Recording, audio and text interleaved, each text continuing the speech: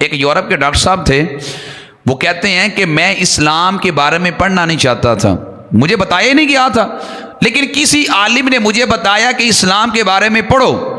وہ یورپ کے ڈاکٹر صاحب عیسائی تھے، وہ کہتے ہیں جب میں نے اسلام کے بارے میں پڑھنا شروع کیا تو میں نے پہلے دن اسلام کے بارے میں نبی علیہ السلام کی سیرت کا ایک واقعہ پڑھا تو کلمہ پڑھ کے مسلمان ہو گئے۔ وہ ایک واقعہ کیا تھا جو ایک عیسائی غیر مسلم کو مسلمان ہونے پہ مجبور کر گیا؟ وہ واقعہ یہ البدایہ والنہایہ میں موجود ہے۔ میرے آقا صلی اللہ علیہ وسلم ایک دن اپنے گھر سے باہر نکلے، اس واقعہ کو پڑھ کے غیر مسلم مسلمان ہو گیا۔ میرے آقا علیہ السلام ایک دن اپنے گھر مبارک سے باہر نکلے تو نبی علیہ السلام نے ایک بازار کو دیکھا، وہ کپڑے بیچتا تھا۔ نبی علیہ السلام نے 4 درہم کا اس سے کپڑا لیا، نبی علیہ السلام نے وہ کپڑا زیب تن کیا۔ نبی علیہ السلام جا رہے تھے تو انصاری کہنے لگے یا رسول اللہ صلی اللہ علیہ وسلم آپ یہ قمیض مجھے عطا فرما دے، رب آپ کو جنت سے اعلیٰ قمیض عطا کرے گا۔ منگتے حالی ہاتھ نہ لوٹے، کتنی ملی خیرات نہ پوچھو، ان کا کرم پھر ان کا کرم ہے، ان کے کرم کی بات ہی نہ پوچھو۔ میرے آقا صلی اللہ علیہ وسلم نے وہ جو قمیض ابھی نہیں لی تھی وہ سوال کرنے والے کو عنایت کر دی۔ نبی علیہ السلام نے بعد 4 درہم اور تھے، 4 درہم کی ایک اور قمیض خرید لی۔ نبی علیہ السلام وہ قمیض لے کے آ رہے تھے کہ راستے میں دیکھا کہ گلی میں ایک بچی کھڑی رو رہی تھی۔ میرے آقا علیہ السلام تو روتوں کو ہنسانے آئے تھے۔ میرے آقا علیہ السلام نے فرمایا اس بچی کو روتی کیوں ہیں؟ اس نے کہا یا رسول اللہ صلی اللہ علیہ وسلم میری مالکن نے مجھے بھیجا تھا تیل لینے کے لیے، میں تیل لے کے آ رہی تھی، ٹھوکر لگی ہے، تیل گر پڑا ہے، اس لیے میں کھڑی رو رہی ہوں۔ میرے آقا علیہ السلام نے فرمایا کتنے کا تیل لے کے آئی تھی؟ یا رسول اللہ صلی اللہ علیہ وسلم 2 درہم کا۔ نبی علیہ السلام نے 2 درہم لیے، فرمایا نیا تیل لے جاؤ اور اپنے گھر میں چلی جا۔ نبی پاک علیہ السلام نے 2 درہم دیے، حضور علیہ السلام تشریف لے گئے۔ کچھ دیر کے بعد نبی علیہ السلام آئے تو وہ بچی کھڑی رو رہی ہے۔ نبی علیہ السلام فرمانے لگے تیل تو میں نے تجھے دے دیا ہے، یعنی تیل کے پیسے تو دے دیے، تو ابھی بھی کھڑی رو رہی ہے۔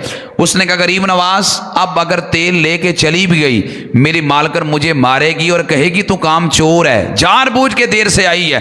یا رسول اللہ صلی اللہ علیہ وسلم مار تو پھر مجھے پڑ ہی جائے گی۔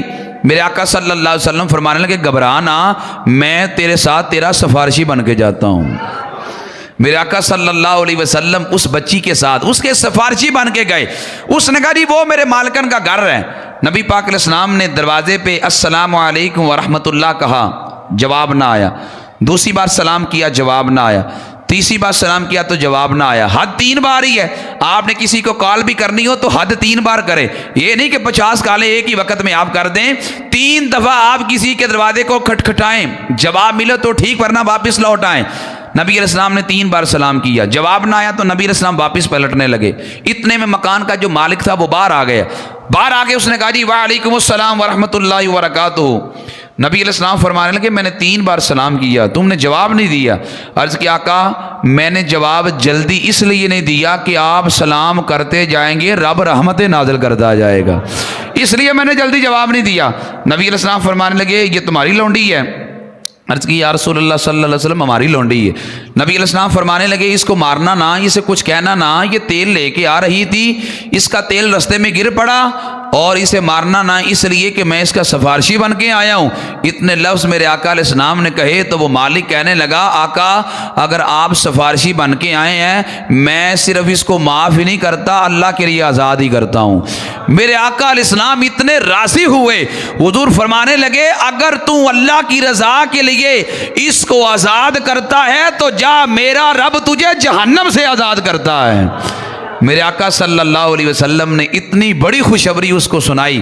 میرے آقا صلی اللہ علیہ وسلم کی سیرت کا واقعہ جب اس غیر مسلم نے پڑھا وہ کلمہ پڑھ کے مسلمان ہو گیا اور کہنے لگا کہ اس نبی پاک علیہ السلام کی سیرت اتنی اعلیٰ ہے تو میں کیوں نہ اس نبی کا غلام اور امتی بن کے اپنے لیے جنت کا راہ ہموار کر دوں۔